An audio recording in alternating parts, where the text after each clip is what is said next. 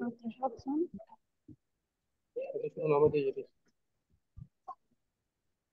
Post আসতে হবে।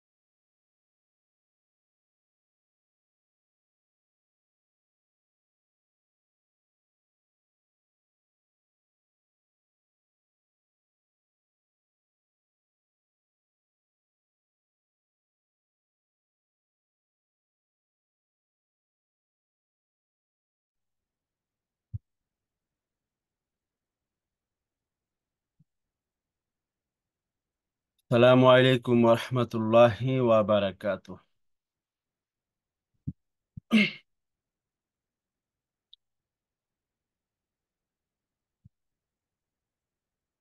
সালামু আলাইকুম রহমতুল্লাহি ওয়া বারাকাতুহ। আমার আওয়াজ কি শুনতে পাচ্ছেন? আমাকে একটু মেসেজে জানাবেন।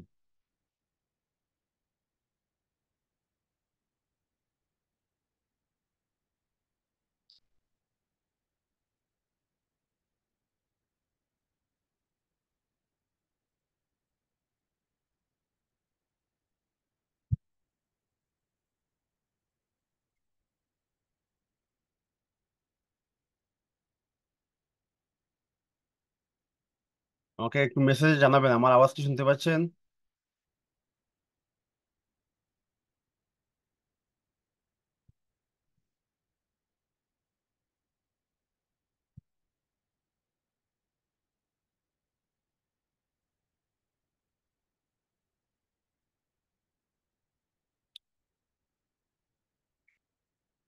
আলহামদুলিল্লাহ। আলহামদুলিল্লাহ নাহমাদুহু ওয়া নাস্তাঈনুহু ওয়া নাস্তাগফিরুহু ওয়া নু'মিনু বিহি ওয়া নাতাওয়াক্কালু আলাইহি ওয়া নাউযু বিল্লাহি মিন শুরুরি আনফুসিনা ওয়া মিন সাইয়্যিআতি আমালিনা। من يهده الله فلا مضل له ومن يضلله فلا هادي له. ونشهد أن لا إله إلا الله وحده لا شريك له. ونشهد أن سيدنا وسندنا وحبيبنا وحبيب ربنا وطبيبنا وطبيب قلوبنا ومولانا محمدا عبده ورسوله، أرسله الله بالحق بشيرا ونذيرا وداعيا إلى الله بإذنه وسراجا منيرا. أما بعد فأعوذ بالله من الشيطان الرجيم. بسم الله الرحمن الرحيم. قل هل يستوي الذين يعلمون والذين لا يعلمون؟ قال رسول الله صلى الله عليه وسلم: من يرد الله به خيرا يفقهه في الدين.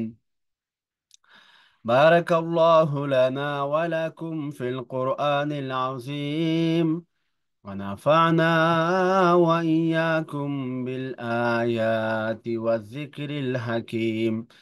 اللهم صل على محمد وعلى آل محمد كما صليت على إبراهيم وعلى آل إبراهيم إنك حميد مجيد. اللهم بارك على محمد وعلى آل محمد كما باركت على إبراهيم وعلى آل إبراهيم إنك حميد مجيد. لا إله إلا الله محمد رسول الله. لا إله إلا الله محمد رسول الله.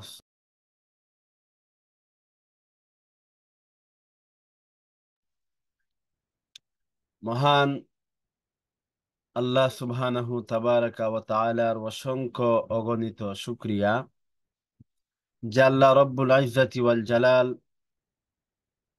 আমাদেরকে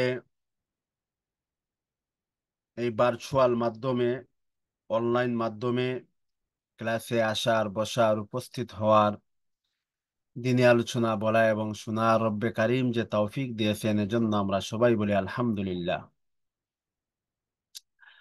আল্লাহ সুবহানাহু তাবারাকা ওয়া তাআলা সূরাতুজ জুমারে বলেন: কুল হাল ইয়াস্তাবিল্লাযীনা ইয়ালামুনা ওয়াল্লাযীনা লা ইয়ালামুন। হে নবী, আপনি জানিয়ে দিন, যারা জানে এবং যারা জানে না তারা কি সমান? যাদের দ্বীনি জ্ঞান রয়েছে এবং যাদের দ্বীনি জ্ঞান নেই, ইলমে ওয়াহির জ্ঞান যাদের রয়েছে এবং যাদের নেই, তারা কি সমান? আল্লাহ সুবহানাহু তাবারাকা ওয়া তাআলা অন্য আয়াতে বলেন, ইয়ারফাইল্লাহুল্লাযীনা আমানু মিনকুম ওয়াল্লাযীনা উতুল ইলমা দারাজাত। তোমাদের মধ্যে যারা ঈমান নিয়ে এসেছে এবং যাদেরকে ইলিম দান করা হয়েছে, আল্লাহ তাআলা তাদেরকে মর্যাদায় উন্নত করবেন। রাসূল সাল্লাল্লাহু আলাইহি ওয়াসাল্লাম হাদিসের মধ্যে বলেন, মান ইউরিদিল্লাহু বিহি খাইরান ইউফাক্কিহু ফিদ্দীন। আল্লাহ পাক যার কল্যাণ চান তাকে দ্বীনের সহিহ সমঝ দান করেন।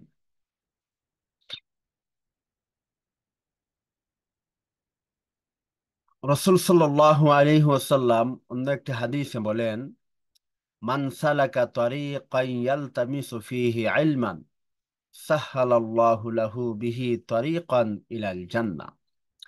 যেই ব্যক্তি ইলম তলবের জন্য কোনো পথ অবলম্বন করবে, আল্লাহ পাকের বদৌলতে তার জন্য জান্নাতের পথকে সহজ করে দিবেন। রাসূল সাল্লাল্লাহু আলাইহি ওয়াসাল্লাম অন্য একটি হাদিসের মধ্যে বলেন, মান খারাজা ফি তালাবিল ইলমি ফাহুয়া ফি সাবিলিল্লাহি হাত্তা ইয়ারজিআ। যে ব্যক্তি ইলম অন্বেষণের জন্য বের হলো, সে আল্লাহর রাস্তায় বের হলো।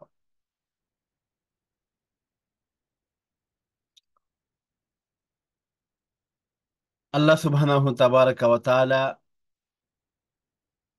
আজকে আমরা যারা উপস্থিত হয়েছি নেক উদ্দেশ্য নিয়ে, আমাদের উদ্দেশ্য যাতে আম, ভালো হয়, আমাদের উদ্দেশ্যের দরুন যেন আমরা সব থেকে বঞ্চিত না হই, সেই উদ্দেশ্য নিয়ে, সেই উদ্দেশ্য সম্পর্কে ইলমে ওয়াহি জ্ঞান আহরণের উদ্দেশ্য সম্পর্কে আল্লাহর নবী সাল্লাল্লাহু আলাইহি ওয়াসাল্লাম ইরশাদ করেন, লা লা তাআল্লামুল ইলমা লিতুবাহু বিহিল উলামা। তোমরা আলেমদের সাথে গর্ব করবে সেই জন্য তোমরা জ্ঞান শিখবে না, ইলমে ওহী শিখবে না। ওয়ালা তুমারু বিহি সুফাহা, মূর্খদের সাথে ঝগড়ায় লিপ্ত হবে সেই জন্য তোমরা ইলম শিখবে না।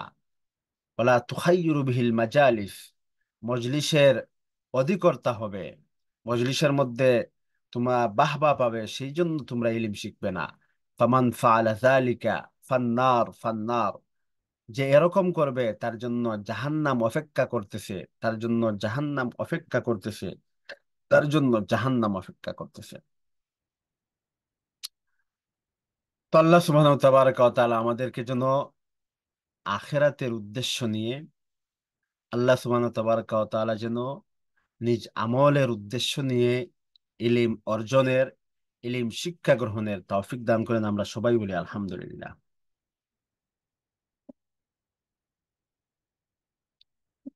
আমি এই মুহূর্তে চলে যাব আমাদের আহ, প্রতিদিনকার যেই নিয়ম, সেটা হচ্ছে প্রশ্ন এবং উত্তর। সেই প্রশ্ন উত্তরে চলে যাব। আমাদের প্রশ্ন উত্তর এই বিষয়টা, এই অধিবেশনটা শুরুর পূর্বে আমি দু একটি বিষয় আপনাদেরকে জানিয়ে রাখবো। আপনারা প্রশ্ন দিবেন, প্রশ্নটি অতি সংক্ষেপে দিবেন এবং প্রশ্নকে, একটি প্রশ্নকে একাধিকবার পোস্ট করবেন না। অবশ্যই আপনার প্রশ্ন আমরা অবশ্যই করব এবং কোরআন সুন্নাহর আলোকে আপনার প্রশ্নকে সামনে নিয়ে আলোচনার চেষ্টা করব। সুতরাং আপনি আপনার প্রশ্নটি একবারই দিবেন, বাংলাতে লিখবেন, বাংলিশ লিখবেন না। আর যদি লিখে বোঝানো কোনো বাইয়ের জন্য অসম্ভব হয়ে দাঁড়ায়, তাহলে আপনি হ্যান্ড রাইজ করতে পারেন, আপনাকে কথা বলার সুযোগ দেওয়া হবে। কিন্তু দিনী বোনরা যারা আছেন, আপনারা অবশ্যই আপনারা লিখে দিবেন, আপনাদেরকে লিখেই দিতে হবে।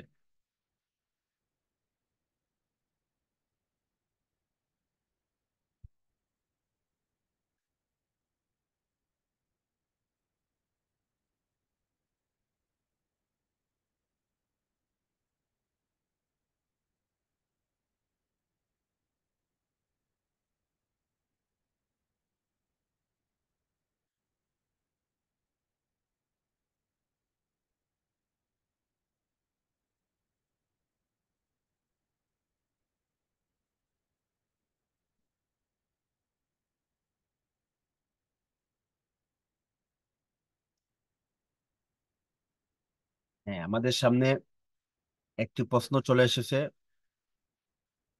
প্রশ্নটি হলো, একাধিক ছুরি হাতে দিয়ে সালাত আদায় করা যাবে কি? ছুরিতে যদি হালকা শব্দ হয়। দেখেন,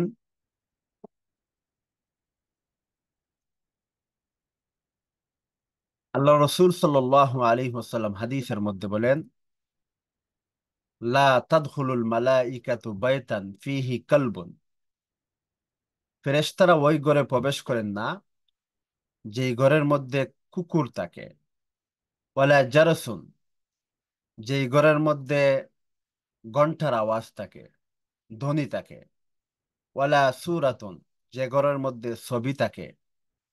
অর্থাৎ যেই ঘরের মধ্যে কুকুর থাকবে, যেই ঘরের মধ্যে ছবি থাকবে, অথবা যেই ঘরের মধ্যে রিংটুন থাকবে, ধ্বনি থাকবে, বাজনা থাকবে, মিউজিক থাকবে, সেখানে ফিরিস্তারা প্রবেশ করবেন না। যারা শুনে অর্থ হচ্ছে ঘন্টার ধ্বনি। তো যেখানে আপনি চুরি হাতে দিবেন, আর ওই এক চুরি অন্য চুরির সাথে ধাক্কা লাগবে এবং সেই জন্য আওয়াজ হবে, এই আওয়াজের দরুন তো আপনার আশপাশে ফিরিস্তা আসবেন না। সুতরাং আপনি এরকম চুড়ি আপনি পরিধান করবেন না। কিন্তু তারপরও যদি কেউ করে নেয় এরকম চুড়ি, তাহলে ওই ব্যক্তির নামাজ তো হয়ে যাবে, তবে মাকরু হবে। আর বিধান হচ্ছে, যদি কোনো নামাজ মাকরুহের সাথে হয়, আদায় হয়, তাহলে সেই নামাজকে দুহরিয়ে পড়া।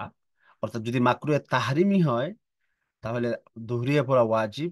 আর যদি মাকরুহে তানজিহ হয়, তাহলে উত্তম।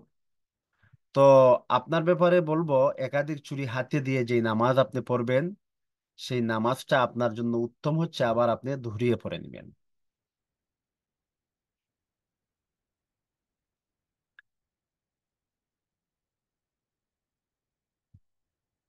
তো আমাদের সামনে আরেকটি প্রশ্ন আসলো। উস্তাদ, আমরা জানি হাত কেটে গেলে রক্ত গড়িয়ে পড়লে অজু ভেঙে যায়। জি, অবশ্যই।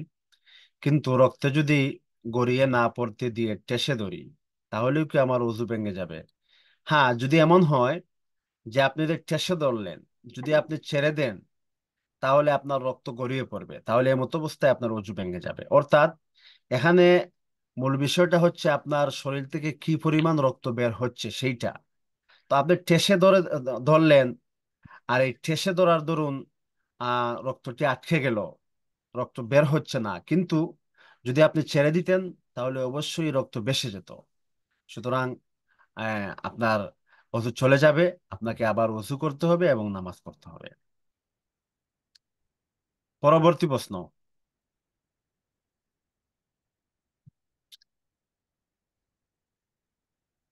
উস্তাদ, এক বোনের স্বামী সুদের সাথে সম্পর্ক আছে।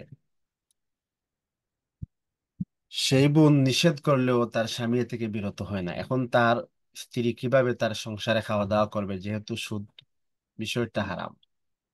এবং ওই বোন তার আপন বোনদের কিভাবে দাওয়াত দিয়ে খাওয়াবে? তার আপন বোনরাও জানে তারা সুদের সাথে সম্পর্ক আছে, এখন আত্মীয়তার বন্ধন কিভাবে ঠিক রাখবে?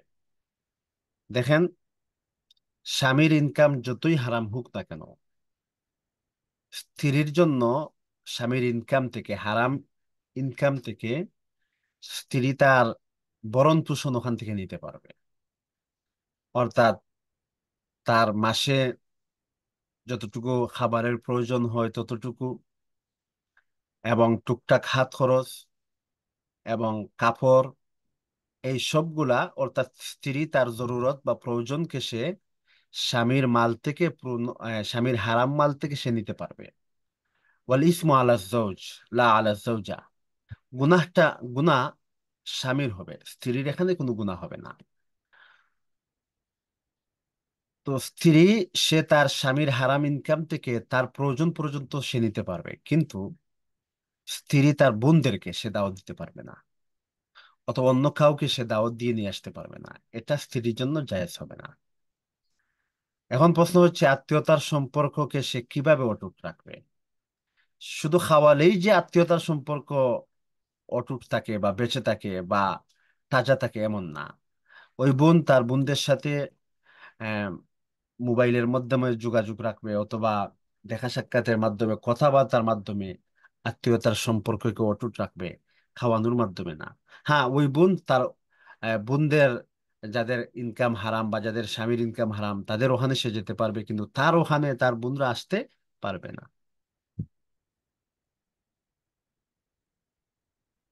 পরবর্তী প্রশ্ন। আসসালামু আলাইকুম। ওয়ালাইকুম আসসালাম। 1 নম্বর, দাড়িতে যে কোনো তেল ব্যবহার করলে কি সুন্নত আদায় হবে? জি, অবশ্যই সুন্নত আদায় হবে। তবে হচ্ছে সরিষার তেল দেয়াটাই উত্তম। দাড়ি আঁচড়ানো কি সুন্নত? জি, সুন্নত। কখন তেল বা দাড়ি আঁচড়ানো সুন্নত? আপনি হচ্ছে যখন আহ, হচ্ছে ওটা এলোমেলো যখন হবে, এলোমেলো হওয়ার পরই দাড়ি আঁচড়ানো সুন্নাহ। তাছাড়া হচ্ছে প্রতি শুক্রবার সুন্নাহ। বাবা মা ফাসেক হলে সালাম দেওয়া কি মাকরুহ? না, বাবা মা ফাসেক হলেও তাদেরকে আপনি সালাম দিবেন। ওয়াসাহিবহুমা ফিদ দুনিয়া মারুফা। বাবা এবং মা এই পৃথিবীতে তারা যতই গুনাহগার হোক না কেন, ওয়াইন জাহাদাকা আলা আন তুশরিকা বিহি মা লাইসা লাকা বিহিল ফালা তুতি'হুমা, যদি তারা আপনাকে বলে কাফির হয়ে যাও, তারপরও ওয়াসাহিবহুমা ফিদ দুনিয়া মারুফা, তারপরও তারা আপনার এই পৃথিবীতে আপনার থেকে তারা উত্তম ব্যবহারের সবচেয়ে উপযুক্ত হচ্ছে এই বাবা এবং মা। সুতরাং তাদেরকে আপনি সালাম দিবেন, তারা ফাসিক হলেও। 5 নম্বর, তালিমের পর সওয়াবের নিয়তে দোয়া করলে কি বেদাত হবে? না, ওটাকে জরুরি বা ফরজ ওয়াজিব বা দিনের অংশ এরকম যদি ভেবে ভেবে থাকেন তাহলে তো বিদাত হবে, কিন্তু এরকম যদি ভেবে না থাকেন বরং শুধুমাত্র সওয়াবের নিয়তে দোয়া করেন তাহলে সেটা বেদাত হবে না। নাম্বার 6, রুকুতে তাসবিহ পাঠ একবার করা কি সুন্নতে মুআক্কাদা? আর 3 বার পাঠ করা এবং 3-এর অধিক পাঠ করা কি সুন্নত নাকি মুস্তাহাব? জি, একবারই হচ্ছে সুন্নাহ, আর হচ্ছে 3 বার হচ্ছে মুস্তাহাব।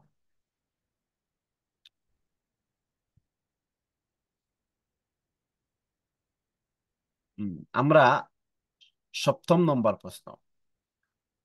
আমরা দৈনিক যে নফল ইবাদত করি, যেমন ইশরাক বা চাষতের নামাজ পড়ি এবং দোয়া পড়ি, এগুলো তো নফল ইবাদত।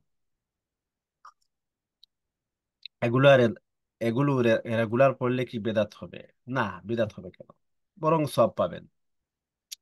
রসুল সাল্লাম মাঝে মধ্যে পড়তেন না, সাহাবায়ে কেরাম কি নফল ইবাদত, নামাজ, তাসবিহ ইত্যাদি রেগুলার। রসুল সাল্লাম যে সর্বদা পড়তেন না সেটা অন্য কারণে। সেটা এই জন্য যে উম্মতের জন্য ফরজ হয়ে যাবে, এই জন্য রসুল সাল্লাম মাঝে মধ্যে ত্যাগ করতেন, এবং সেটা ইচ্ছাকৃত। তো আপনি যদি সর্বদাই পড়েন, আপনার এই সর্বদা পড়ার দরুন অন্যদের উপর, অর্থাৎ আপনি যদি এই ঘরের কর্তাই হন, তাহলে আপনার এই ঘরের অন্যদের উপর ফরজ হবে না, এমনকি অন্য কারো উপর ফরজ হবে না, ওয়াজিব হবে না, জরুরি হবে না। সুতরাং আপনি নিয়মিত ওই সমস্ত ইবাদত করতে পারেন, ইশরাক চাষ নিয়মিত করতে পারেন, এটা বরঞ্চ অনেক সওয়াবের কাজ। পরবর্তী প্রশ্ন। আসসালামু আলাইকুম। ওয়ালাইকুম আসসালাম ওয়া রাহমাতুল্লাহি ওয়া বারাকাতুহু।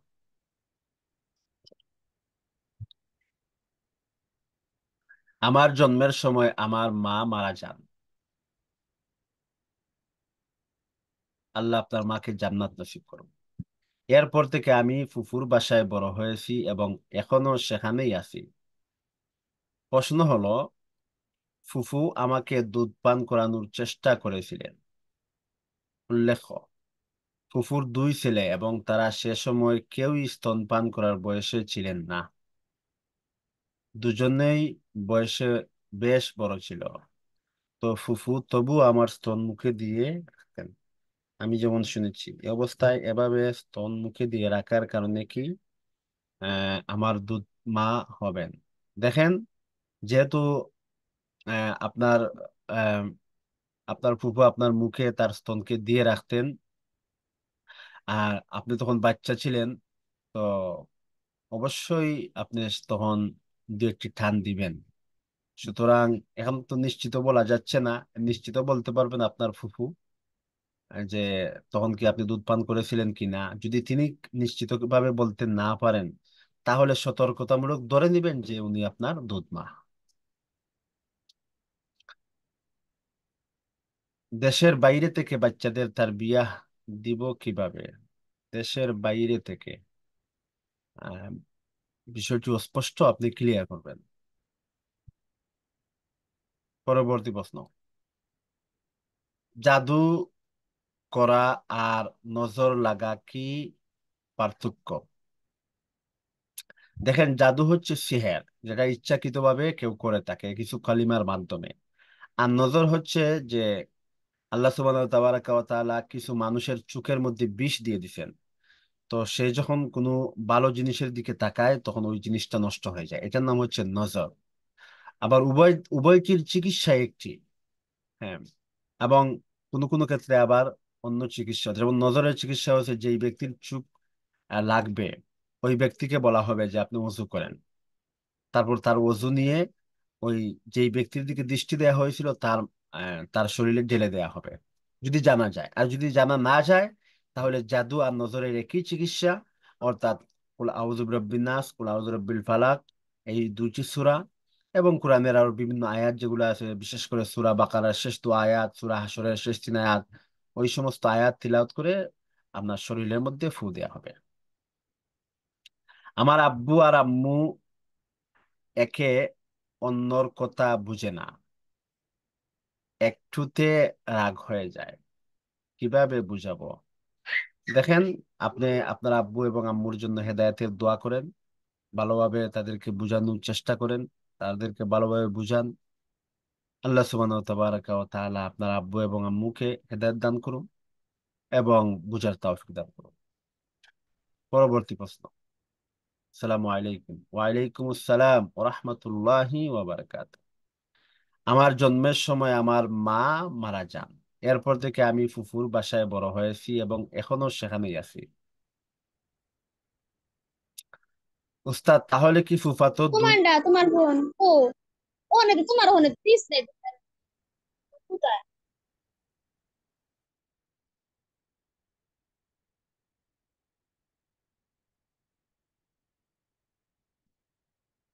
তাহলে কি ফুফাতো দুই ভাই আর ফুফুর সাথে পর্দা করা আমার ফরজ না?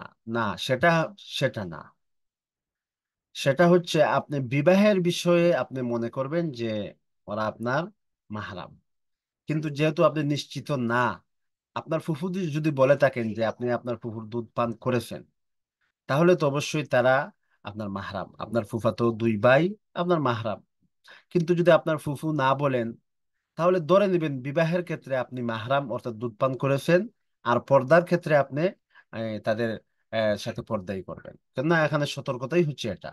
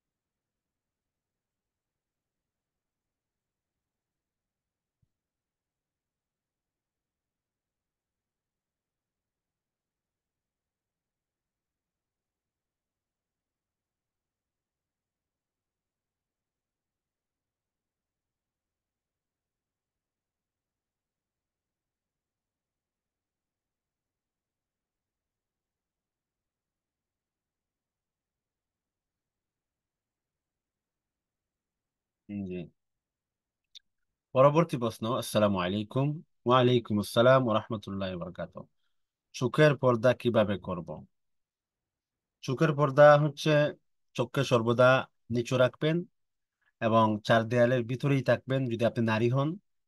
আর যদি পুরুষ হন তাহলে আপনি যখন হাঁটবেন তখন চোখকে সর্বদা মাটির দিকে রাখবেন। কখনো যদি কোনো মহিলার দিকে পড়ে যায়, জাহান্নামের আগুনের কথা স্মরণে নিয়ে আসবেন এবং চক্ষুকে নামিয়ে নেবেন। আল্লাহ রসুল সাল্লাল্লাহু আলাইহি ওয়াসাল্লাম হযরত আলী রাদিয়াল্লাহু তাআলা আনহু বলেন, ইয়া আলী, লা তাত্তাবিন নাজরাতান নাজরা ফাইন্না লাকাল উলা।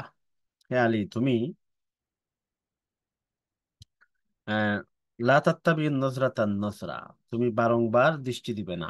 ফাইন্নালাকাল উলা, যদি কারো কোনো মহিলার প্রতি যদি প্রথমবার দৃষ্টি পড়ে যায় তাহলে সেক্ষেত্রে তোমার গুনাহ হবে না, তবে বারংবার তুমি দৃষ্টি দিতে পারবে না। তো এই জন্য বারংবার তো আপনি দৃষ্টি দিতে পারবেন না, চোখে চোখ নামিয়ে রাখতে হবে।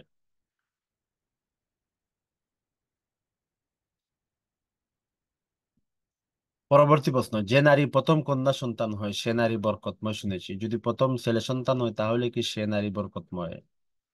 না, সে নারী বরকতময় সেটা না।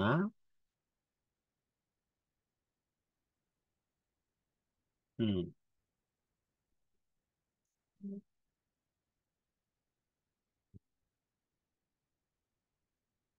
যে নারীর প্রথম কন্যা সন্তান হয় সে নারী বরকতময়। হাদিসের মধ্যে এসেছে, মান কানাত লাহু বিনতুন, যদি কোনো মানুষের একটি মেয়ে হয়, আদাবাহা, ওকে ওই মেয়েকে ইসলাম শিক্ষা দেয়, নামাজ রোজা শিক্ষা দেয়, হ্যাঁ, তারপর দিন শিক্ষা দেয়, তাহলে সে জান্নাতে যাবে। তো যেই পরিবারে নারী হবে, আর নারী হওয়ার পর যে নারী হলেই যে বরকত এমন না, বরং নারী যখন, কোনো নারী কন্যা সন্তান যখন জন্ম নেবে তখন বরকতের সূচনা হবে। আর ওই সূচনাটা ততক্ষণ পর্যন্ত থাকবে যতক্ষণ পর্যন্ত তার মাতা এবং পিতা ওই কন্যা সন্তানকে দিন শিক্ষা দিবে, দিন ইসলাম শিক্ষা দিবে। আর এই বরকত শেষ পর্যন্ত ওই মাতা এবং পিতাকে জান্নাতে নিয়ে যাবে। পরবর্তী প্রশ্ন, দেশের বাইরে থেকে বাচ্চাদের তরবিয়া দিব কিভাবে? আপনি দেশের বাইরে থাকেন, আপনার বাচ্চারা দেশে থাকে, এইটা তো। তো তাদের সাথে আপনি ভিডিও কলে আলাপ আলোচনা করবেন, তাদেরকে ওয়াজ নসিহত করবেন। বিশেষ করে যদি আপনি পুরুষ হন, আপনার স্ত্রী দেশের ভিতরে থাকেন, দেশের মধ্যে থাকেন, তাহলে স্ত্রীর মাধ্যমেই আপনি আপনার বাচ্চাদেরকে তার বিয়া শিক্ষা দিবেন। আরেকটি বিষয় হচ্ছে, আপনার বাচ্চারা অনেক কিছু আপনার কাছে চাইবে, টাকা পয়সা, অনেক কিছু, সবকিছু দিবেন না, বরং যা যা কিছু প্রয়োজন আপনি ভেবে চিন্তে দেখবেন তারপর দিবেন। আপনি হুট করে চাইলো আর আপনি দিয়ে দিলেন, এতে করে সে আম, ধীরে ধীরে তার মনের মধ্যে অন্য কিছু চলে আসবে, তখন আহ, ইসলামী শিক্ষা দীক্ষা থেকে দূরে যাওয়ার সম্ভাবনা বেশি। পরবর্তী প্রশ্ন, উস্তাদ, আমরা দেশের বাইরে থাকি, বাচ্চাদের ইসলামী স্কুলে দিয়েছি, কিন্তু সুন্নাহ কোনো তরিকা ফলো করে না। এই জন্য মনে হয় বাসায় একরকম, স্কুলে একরকম, এই জন্য ভয় হয়। এই ক্ষেত্রে বাচ্চাদের তরবিয়া দিব কিভাবে? আহ আপনি কাজ করতে পারেন, আপনার যেহেতু আপনি দেশের বাহিরে থাকেন, বাচ্চাদেরকে নিয়ে সেই সেই স্কুলগুলোতে তাদের কালচার শিক্ষা দেওয়া হয়। তো আপনার বাচ্চা যখন আপনার ঘরে আসবে তখন তাকে দিন শিক্ষা দিবেন, আপনি নিজে দিবেন। অথবা যদি আপনার ওই যেখানে আপনি আছেন ওখানে যদি কোনো হুজুর পান, তাহলে হুজুরের কাছে পড়তে দিবেন, অথবা বাসায় হুজুরকে নিয়ে আসবেন। সেটাও যদি সম্ভব না হয় তাহলে হচ্ছে অনলাইনের মাধ্যমে কোনো শিক্ষককে নিয়োগ দিতে পারেন। এই অনলাইনের মাধ্যমে শিক্ষকের মাধ্যমেই আপনার ছেলে মেয়েদেরকে কোরআন শিক্ষা, দিন শিক্ষা, তারবিয়াত শিক্ষা এগুলা দিতে পারেন। অনলাইন শিক্ষকের যদি প্রয়োজন আপনি যদি খুঁজে না পান তাহলে আমার সাথে যোগাযোগ করতে পারেন, ইনশাল্লাহ এই বিষয়ে আমি আপনাকে সহযোগিতা করতে পারবো।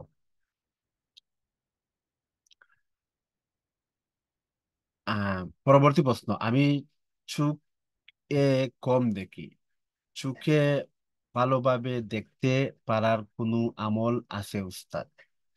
হ্যাঁ, আপনি কোরআন কারিমের এই আয়াতটি তিলাওয়াত করে আপনার হাতে ফু দিবেন, তারপর ওই হাতটা চোখের মধ্যে ঢেলে দিবেন, আল্লাহর কাছে দোয়া করবেন যে আল্লাহ আমার চোখকে ভালো করে দেন। আর হচ্ছে আপনি ইসমিত যে সুরমা সেটা দিবেন, অর্থাৎ লাল সুরমা, সেটা আপনি বা- এটা অবশ্য মদিনাতে পাওয়া যায়, মক্কা মদিনাতে গেলে পাওয়া যায়, এবং ভালো ভালো দোকানের মধ্যে পেয়ে যেতে পারেন। তো ইসমিত যেই সুরমা, সেই সুরমাটা আহ, আপনি সংগ্রহ করার চেষ্টা করবেন। আর কোরআনের ওই আয়াত ফাকাশাফনা আনকা গিতাআকা ফাবাসারুকা আল-ইয়াওমা হাদিদ। ওই আয়াতটি পরে হাতে ফু দিবেন, তারপর হাতটা চোখের মধ্যে মুছে দিবেন।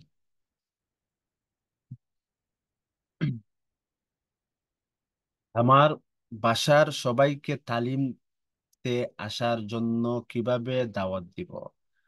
জি, সবাইকে দাওয়াত দিবেন।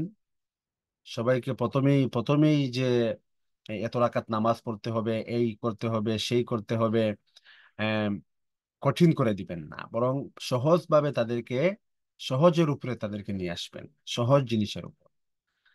প্রাথমিকভাবে তাদেরকে বলবেন যে আমরা আসো, আমরা এক জায়গায় বসি এবং কিছু গল্পগুজব করি। গল্পগুজবের এই, মা- গল্প গল্পর ফাঁকে ফাঁকে তাদেরকে এই রসুল্লাহ সাল্লাল্লাহু আলাইহি ওয়াসাল্লামের সুন্নাহ, সুন্নাহ সুন্নাহ এভাবে শিক্ষা দিবেন। যে যখনই বসবেন, যে আল্লাহ রসুলের একটি হাদিস, ওই একটি হাদিস এত লম্বা করবেন না, এবং এত কঠিন হাদিসও প্রাথমিকভাবে বলবেন না, সহজ যেগুলা সেগুলা। তারপর ধীরে ধীরে হেকমতের সাথে সামনে অগ্রসর হবেন, ইনশাআল্লাহ আপনি কামিয়াব হবেন। পরবর্তী প্রশ্ন। আসসালামু আলাইকুম। আসসালাম। নিজ পরিবারের সদস্যদের হেদায়েতের জন্য কিভাবে দোয়া করব? কিভাবে পরিবারের দিনী পরিবেশ তৈরি করব যেখানে সবাই সবার মতো করে বুঝে, সঠিকটা বুঝালেও বুঝতে চায় না? আপনি আল্লাহর কাছে দোয়া করেন, আল্লাহ আমার পরিবারকে হেদায়েত দান করেন, আল্লাহ আমার পরিবারকে হেদায়েত দিন, আল্লাহ আমার পরিবারকে হেদায়েত দিন, আল্লাহ আমার পরিবারকে। এভাবে আপনি দোয়া করতে থাকেন, এভাবে আপনি দোয়া করুন, দোয়া করতে থাকুন। ইনশাআল্লাহ আপনার পরিবারের দিনী পরিবেশ তৈরি হবে, ইনশাআল্লাহ।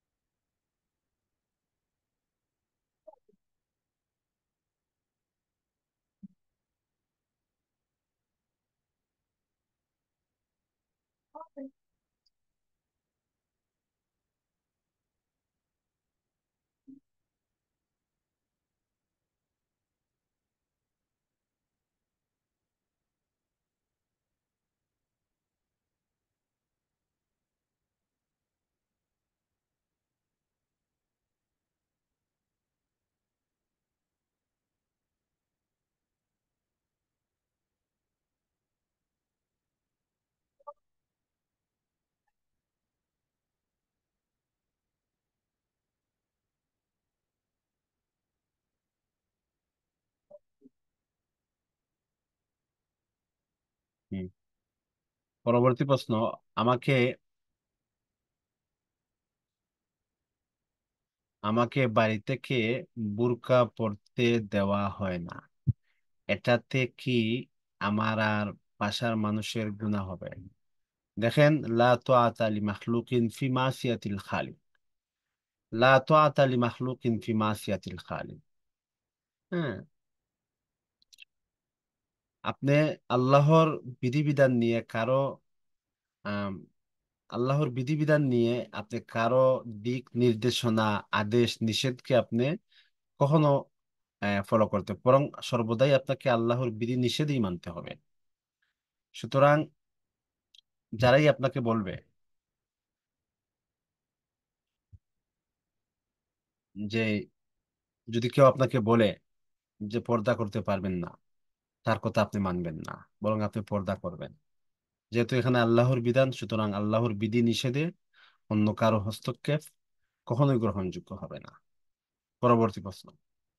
আমি মাঝে মাঝে খুব অলস হয়ে পড়ি, সময়ের অপচয় করি, সারাদিন ঠিক থাকলেও রাতের সময় এমনটা হয়ে যায়। এর থেকে কিভাবে নিজেকে বিরত রাখবো? চেষ্টা করছি কিন্তু হয়ে উঠছে না। হ্যাঁ, আপনি আল্লাহর কাছে মাঝে মধ্যে খুব অলস হয়ে পড়ি, সময়ের অপচয় করি, সারাদিন ঠিক থাকলেও রাতের সময় এমনটা হয়ে যায়। আপনি সারাদিন যেহেতু দিনে কাজ করবেন, রাত্রে তো অবশ্যই অলস হবেন।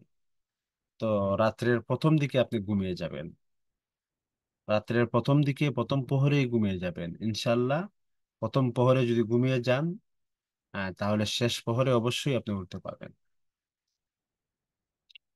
হায়েস অবস্থায় সূরা মুলক পড়তে পারবো। আহ, হ্যাঁ, আপনি তেলাওয়াত হিসাবে পারবেন না, তবে হচ্ছে ওই যে বিভিন্ন দোয়া হিসাবে, যে দোয়া হিসাবে, কিন্তু তেলাওয়াত হিসেবে পারবেন না। তো মোট কথা হচ্ছে এত লম্বা সূরা তো আর আপনি দোয়া হিসেবে পড়বেন না, তেলাওয়াত হিসেবেই পড়বেন। অর্থাৎ এশার পরে যে পড়া হয় সেই হিসাবে সেটা আপনি পড়তে পারবেন না, সেটা আপনি পড়তে পারবেন না। যেমন হচ্ছে একজন মানুষের উপর সেহের, তো রসুলের বা কোরআন হাদিসের চিকিৎসা হলো সেহেরের মধ্যে আপনাকে সূরা নাস, সূরা ফালাক পড়বেন, তাহলে আপনি হায়েজ অবস্থায় পড়তে পারবেন। হ্যাঁ, কিন্তু তেলাওয়াতের নিয়তে আপনি কোরআনের একটি আয়াত অথবা একাধিক আয়াত বা একটি সূরা, একাধিক সূরা আপনি পড়তে পারবেন না। সুতরাং আপনি অবশ্যই ওই এশার পর যে হচ্ছে এই যে সূরা মুলক তেলাওয়াতের যে সুন্নাহ পদ্ধতি, সেটা সে আলোকে আপনি পড়তে চাচ্ছেন, এই হিসাবে আপনি হায়াতের মুহূর্তে আপনি পড়তে পারবেন না।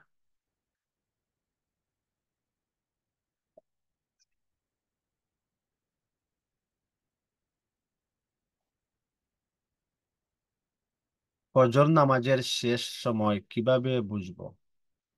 জি, যখন সূর্য উদয় হবে তখনই তো শেষ হয়ে যাবে। তো সূর্য উদয় কখন হবে সেইটা বুঝতে আপনার যদি হাতে অ্যান্ড্রয়েড ফোন থাকে, তাহলে ওয়েদার অ্যাপে ঢুকে যাবেন আর সেখানেই দেখবেন যে সানরাইজ কখন, সানরাইজের টাইম যেটা হবে তার আগেই আপনি ফজর পড়তে হবে। আর যদি অ্যান্ড্রয়েড ফোন না থাকে তাহলে একটা ক্যালেন্ডার সংগ্রহ করে নেবেন এবং সেই ক্যালেন্ডারে দেখে নেবেন যে সূর্য উদয় কবে, কখন। হ্যাঁ, তো সূর্য উদয়ের আজকে সেপ্টেম্বর মাসের আজকে হচ্ছে 30 তারিখ, এই 30 তারিখে সূর্য উদয় কখন হবে, কবে হবে, কয়টায় হবে, কত মিনিটে হবে, সেটা বুঝে সূর্য উদয়ের পূর্বেই আপনাকে ফজর পড়ে নিতে হবে।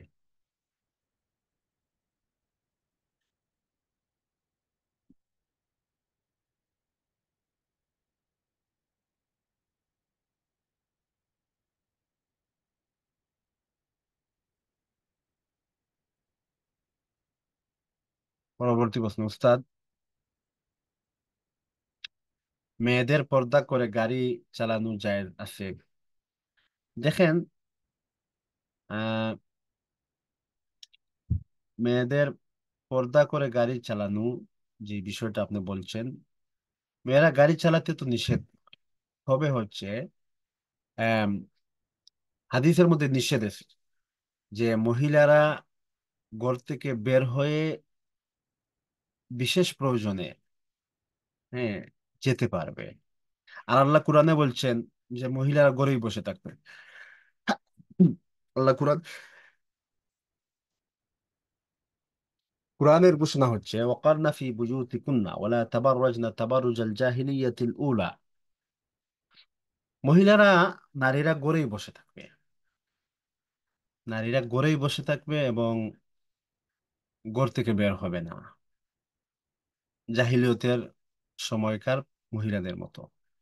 হ্যাঁ, আপনি নিজ প্রয়োজনে, বিশেষ প্রয়োজনে যদি এই প্রয়োজনটা পুরুষের মাধ্যমে সম্ভব না হয় তাহলে আপনিও যেতে পারবেন এবং নিজে গাড়ি চালিয়েও যেতে পারবেন। তবে আপনি একদিন এক রাত, তো পায়ে হেঁটে একদিন এক রাত 25 কিলো সর্বোচ্চ যাওয়া যায়। তো 25 কিলো পর্যন্ত আপনি একাকী গাড়ি চালিয়ে যেতে পারবেন যদি রাস্তা নিরাপদ হয়। আর অবশ্যই সমস্ত শরীরকে ঢেকে এক চক্ষু অথবা দুই চক্ষুকে খোলা রাখে। আর 25 কিলো থেকে অধিক জায়গা আপনি একাকী মাহরাম ব্যতীত আপনি কখনোই যেতে পারবেন না, এটা আপনার জন্য জায়েজ হবে না।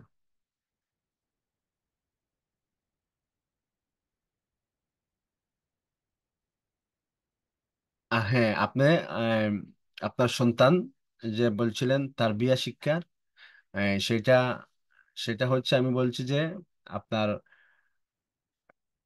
আপনার আশপাশে খোঁজ নিবেন, কোনো হুজুর যদি থাকে ওনার মাধ্যমে কোরআন শিক্ষা দিবেন, হাদিস শিক্ষা দিবেন। আর যদি সেটা সম্ভব না হয় তাহলে অনলাইনে কোনো মাদ্রাসায় ভর্তি করে দিবেন, আমাদের আইওমে তো ভর্তি করে দিতে পারেন, অথবা কোনো আম, হুজুর রেখে অনলাইনে কোনো হুজুরের মাধ্যমেও শিক্ষা দিতে পারেন। পরবর্তী প্রশ্ন, কোনো গুনাহ বারবার হইলে বারবার তওবা করলে আল্লাহ কি মাফ কিভাবে বুঝবো? দেখেন, একটি গুনাহ যদি আপনি বারবার করেন তার মানে হচ্ছে, এবং বারবার তওবা করেন তার মানে ইতিপূর্বে যে তওবা সেই তওবা আপনার কবুল হয়নি। তওবা যদি কবুল হতো তাহলে তো আপনার আবার আপনি আবার আসতেন না। তো সেই জন্য আপনার তওবা তখনই কবুল হয়েছে বোঝা যাবে যখন এর পরবর্তীতে এই গুনাহ আর আপনার মাধ্যমে কখনো হবে না। পরবর্তী প্রশ্ন, হুজুর, হাজবেন্ড যদি ওয়াইফকে কোনো প্রকার খরচ, হাত খরচ না দেয়,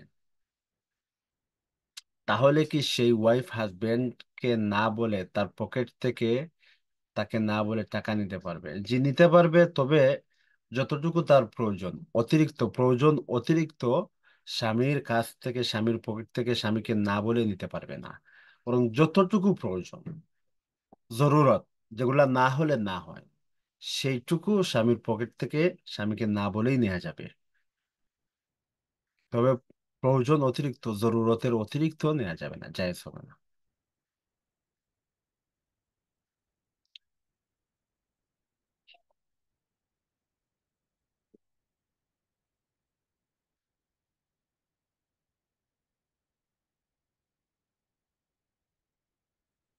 পরবর্তী প্রশ্ন, নামাজ পড়ার সময় অন্য কিছু চিন্তা করা বাদ কিভাবে দিব?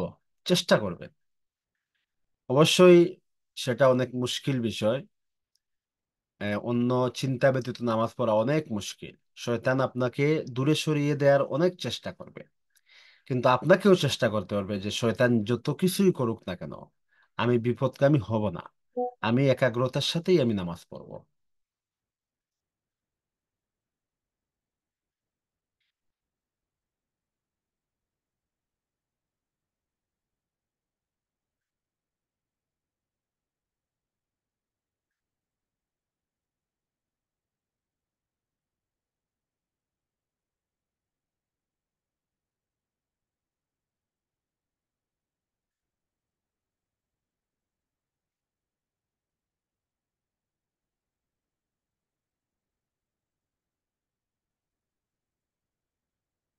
নাশিদ শোনা কি গুনাহ? না, নাশিদ শোনা গুনাহ হবে না, তবে মিউজিক সহকারে যদি হয় তাহলে তো শুনতে পারবেন না, নতুবা গুনাহ হবে না।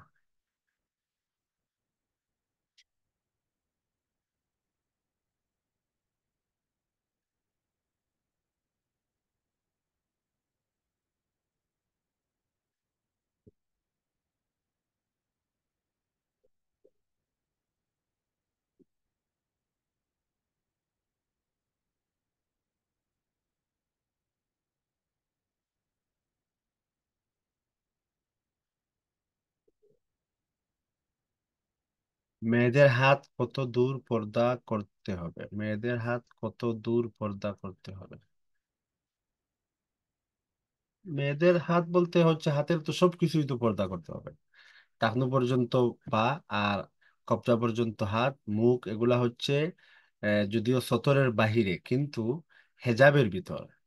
হেজাবের ভিতর আম, আপনার হাত, কবজা কবজা পর্যন্ত হাত যেগুলা হচ্ছে সেটাও হেজাবের ভিতর, পাও হেজাবের ভিতর, চুলো হেজাবের ভিতর, চক্ষু শুধুমাত্র একটি অথবা দুটো চক্ষু ব্যতীত সমস্ত শরীর হেজাবের ভিতর। বাহিরে গেলে আপনাকে হেজাব পরতে হবে, সেটাও ফরজ। একটি হচ্ছে সতর এবং অন্যটি হচ্ছে ফরজ, হেজাব। হেজাব আপনাকে পরতে হবে, বাহিরে গেলেই আপনাকে হেজাব পরতে হবে।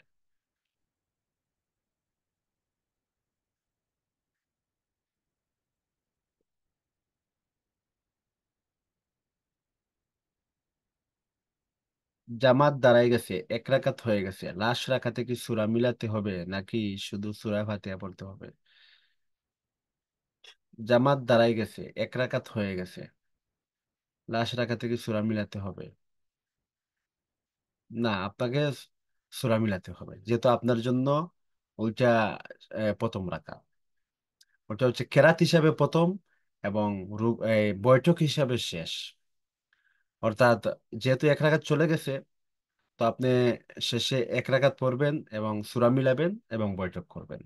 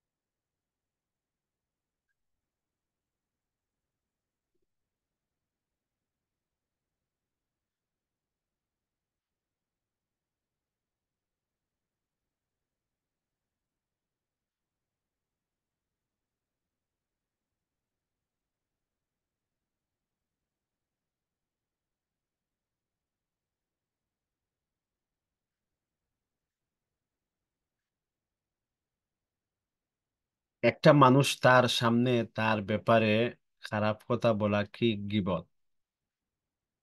আহ একটা মানুষ তার সামনে তার ব্যাপারে খারাপ, ওটা গীবত না। তবে ওইটো ওইটো আপনার জন্য উচিত না, যদি তাকে লজ্জা দেওয়ার উদ্দেশ্য হয় বা তাকে লোক সম্মুখে লজ্জা দেওয়ার উদ্দেশ্য এবং সেইটাতে অভ্যস্ত না হয়, বরং আম, হঠাৎ ঘটনাক্রমে শয়তানের ধোঁকায় পড়ে যদি সে ওইটা সে করে নেয়, খারাপ কিছু করে নেয়, তাহলে তাকে একা একই সংশোধন করবেন। আল্লাহ বলতেছেন ওয়াইলুল লিকুল্লি হুমাজাতিল লুমাজা। লুমাজা হচ্ছে আম, অন্যর অগোচরে তার মন্দ বলা। আর হুমাজা হচ্ছে যা সরাসরি কাউকে তাকে লজ্জা দেওয়ার নিয়তে তার মন্দ কিছু বলা। তো আল্লাহ উভয়ের ব্যাপারে বলছেন এই উভয় ব্যক্তি ধ্বংস হোক। হ্যাঁ, যদি কেউ এমন হয় যে ওই ব্যক্তি সে গুনাহে অভ্যস্ত, ফিসকে অভ্যস্ত, তাকে একাকী বললেও সে সংশোধন হবে না, হ্যাঁ, তাহলে তখন লোক সম্মুখে ওই ব্যক্তিকে সংশোধনের জন্য, লজ্জা দেওয়ার উদ্দেশ্য নয়, সংশোধনের জন্য বলা, এবং সেটাও আহ, গঠনমূলকভাবে বলা যদি হয়ে থাকে, তাহলে সেটা অবশ্যই রুখসত বা অনুমোদনযোগ্য হবে। পরবর্তী প্রশ্ন, আজান দিতেছে এ সময় নামাজ পড়তে থাকলে তখন আজানের উত্তর দিব কিভাবে দিব? তো কিভাবে দিবেন, দিতে তো পারবেন না। তো এই জন্য আপনার যে কোনো এক মসজিদের আজান সমাপ্ত হওয়ার পরই আপনি নামাজ পড়বেন। কিন্তু ঘটনাক্রমে যদি হয়েই যায় কখনো, তাহলে তো সমস্যা নেই। এবং আপনার আশপাশের যতটি মসজিদ আছে সবটিরই যে আপনার জবাব দিতে হবে এমন না, বরং যে কোনো একটি মসজিদের জবাব দিলেই আপনার জবাব যে হচ্ছে মুস্তাহাব সেটা আদায় হয়ে যাবে। নন মাহরামের সামনে রঙিন হিজাব পরা যাবে কি না? যদি ফিতনার আশঙ্কা হয় তাহলে যাবে না, জায়েজ হবে না। আসসালামু আলাইকুম। ওয়ালাইকুম আসসালাম। আমার মনে পরিবার থেকে আল্লাহর রহমত উঠিয়ে নিয়েছেন। আহ পরিবারের বড় সন্তান, সুশীল মানুষদের একজন, তার কোনো দায়িত্বই নাই বাবা মায়ের প্রতি, খুবই উদাসীন। এখানে একটা কথা যে বড়জন তার স্ত্রীর প্রতি অনেক কেয়ারিং, আর আম্মু এত কেয়ারিং দেখে মাঝে মাঝে মন খারাপ করেন যে ও আমার বড় ছেলে, ও তো কখনো আমাকে জিজ্ঞেস করে না আমি কি পছন্দ করি বা আমার কি দরকার। আর ছোটজন খুবই রাগী, ছোটজন বদমেজাজি ছাড়া মোটামুটি চেষ্টা করেন বাবা মায়ের দায়িত্ব পালন করার। এমন পারিবারিক সমস্যা নিয়ে চিন্তায় আছি, কোনো স্পেসিফিক আমল বা দোয়া করার থাকলে জানাবেন ইনশাআল্লাহ। রব্বানা হাবলানা মিন আজওয়াজিনা ওয়া যুররিয়াতিনা কুররাতা আয়ুনিন ওয়াজআলনা লিল মুত্তাকিনা ইমামা। এটা হচ্ছে পারিবারিক দোয়া। আম, এই দোয়াটা করবেন এবং তাহাজ্জুদের নামাজ পড়ে আল্লাহর কাছে দোয়া করবেন। আম, তাহলে অবশ্যই ইনশাআল্লাহ আল্লাহ সুবহানাহু ওয়া তাবারাকা ওয়া তাআলা আপনার পরিবারে বারাকা দিবেন, শান্তি নিয়ে আসবেন। বেশি বেশি ওই পরিবারে ওই ঘরের মধ্যে কোরআন তেলাওয়াত করবেন। যত বেশি কোরআন তেলাওয়াত হবে তত বেশি রহমত বরকত আল্লাহর তরফ থেকে আসবে। পরবর্তী প্রশ্ন, জামাত দাঁড়িয়ে গেছে, আমি এসে দেখছি ইমাম সাহেব রুকুতে চলে গেছে, আমি তখন এসে পৌঁছেছি, তখন কি আমি সানা পড়ে রুকুতে যাব নাকি আল্লাহু আকবার বলে রুকুতে যাব? আপনি যখন ইমাম সাহেব রুকুতে চলে গেছেন, তো আপনার এখন আর সানা বলতে হবে না, আপনি আল্লাহু আকবার বলে রুকুতে চলে যাবেন, কেননা আপনি সানা বললে ইমাম সাহেবকে আর পাবেন না। পরবর্তী প্রশ্ন, আসসালামু আলাইকুম। আসসালাম ওয়ালাইকুম আসসালাম। একটা দল গণতন্ত্রকে হারাম বলেন, ইসলামিক দলগুলা যে রাজনীতি করে তা কি গ্রহণযোগ্য? ইসলামিক ডেমোক্রেসি কি আল্লাহ সৈট করছে কবুল হবে? দেখেন, এই গণতন্ত্র যেগুলা হচ্ছে ওগুলা ইসলামের গণতন্ত্রের অনেক ধারার সাথে ইসলামের সংঘর্ষ। যেহেতু এই গণতন্ত্র ব্যতীত আর কোনো রাস্তা নেই, তো যারা ইসলামী শাসন প্রতিষ্ঠার নিয়তে যারা গণতন্ত্র করতেছেন বা চালিয়ে যাচ্ছেন, সেটা নিন্দনীয় হবে না, যে তাদের উদ্দেশ্য হচ্ছে কোরআন এবং সুন্নাহর আলীকে একটি সমাজ নির্মাণ করা। হ্যাঁ, তো হচ্ছে কিন্তু তবে ইসলামিক ডেমোক্রেসি এটা হতে পারে না, ইসলামিক ডেমোক্রেসি গণতন্ত্র হতে পারে না। শরীয়তের দৃষ্টিতে হচ্ছে খেলাফত পদ্ধতি, ডেমোক্রেসি কখনো ইসলাম সমর্থন করে না, কেন এখানে অনেক ধাপ ইসলামের সাথে সাংঘর্ষিক। আচ্ছা, আমার আব্বু আর এর ইনকামতে ঘুষ আছে, আমার আব্বুর ইনকামে ঘুষ আছে, আমি কিভাবে আব্বুকে সেটা থেকে বাঁচাবো? আপনি আব্বুকে বোঝানোর চেষ্টা করেন। আহ, আব্বুকে আন্তরিকভাবে বুঝান, হেকমতের সাথে বুঝান। আল্লাহ সুবহানাহু ওয়া তাআলা এবং দোয়া করেন যাতে আল্লাহ সুবহানাহু ওয়া তাআলা আপনার আব্বুকে সঠিক বুঝ দান করেন।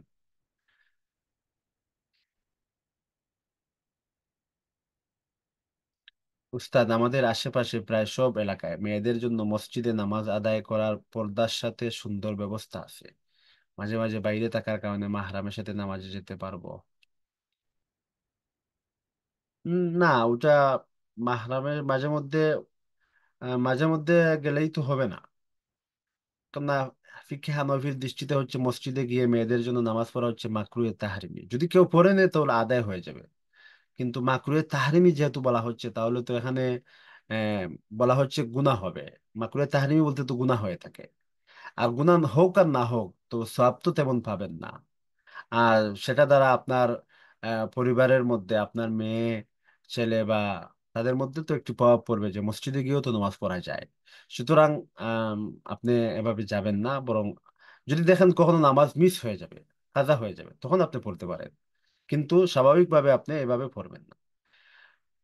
স্বামী স্ত্রীর অনুমতি না নিয়ে পরপর দুইবার লুকিয়ে বিয়ে করে বর্তমানে একজন আছে। এখন স্ত্রীর কি আর করা যায়? তো তাকে স্ত্রী উচিত তাকে মাফ করে দেয়া এবং তার সাথে সংসার করা এবং তার হেদায়েতের জন্য দোয়া করা, এবং সে কেন আরেকটি বিয়ে করলো সেই কারণটা খুঁজে বের করা। সেই জন্য সে সর্বদাই তার স্বামীর সামনে সেজেগুজে থাকবে।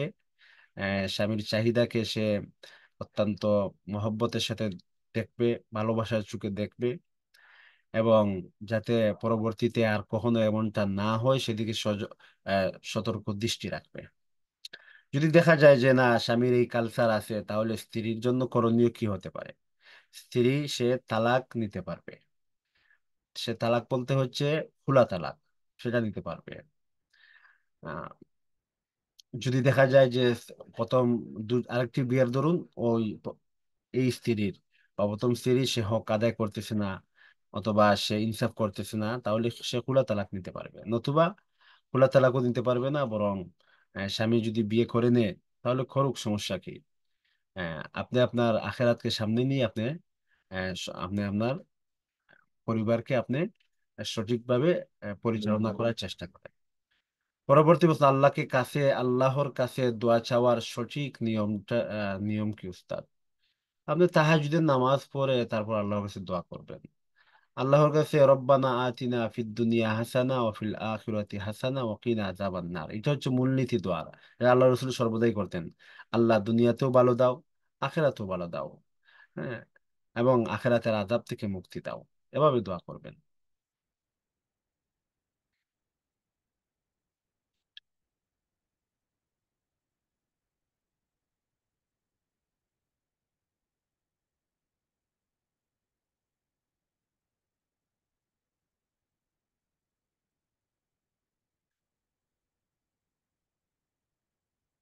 কসর নামাজ কয়দিন পড়তে পারবো? 10 দিন থাকার নিয়তে কসর পড়লাম। এখন 15 দিন থাকতে হইলে কসর নামাজ পড়তে পারবো। দেখেন, প্রথম দিন থেকেই আপনি যতদিন নিয়ত করবেন, আহ, তো হচ্ছে তো প্রথম দিন থেকেই আপনি যতদিনের নিয়ত করবেন, ততদিনটাই গ্রহণযোগ্য। যদি প্রথম দিন থেকে আপনি 10 দিন নিয়ত করেন তাহলে আপনি মুসাফির। তারপর যদি আরো 5 দিনের নিয়ত করেন তাহলে মুসাফির। আরো 10 দিন, এইভাবে যদি আপনি 2 বৎসরও থাকেন, তারপর আপনি মুকিম হবেন না, বরং মুসাফিরই থাকবেন। আপনাকে একসাথে 15 15 দিনের নিয়ত করতে হবে, তবেই আপনি মুকিম হবেন।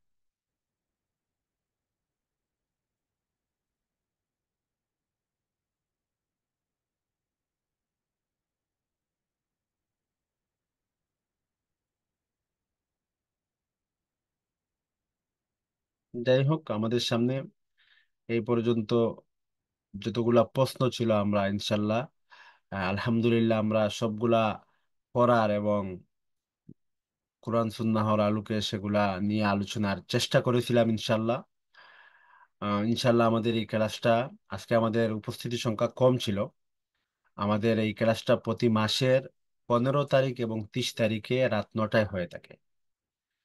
তো আজকে যারা উপস্থিত হয়েছেন ইনশাল্লাহ এমন না যে আপনি আগামী আগামী 15 তারিখে যে ক্লাস হবে সেখানে উপস্থিত হবেন না, বরং উপস্থিত হবেন, নিজে উপস্থিত হবেন, বন্ধু বান্ধব আত্মীয় স্বজন সবাইকে নিয়ে উপস্থিত হওয়ার চেষ্টা করবেন।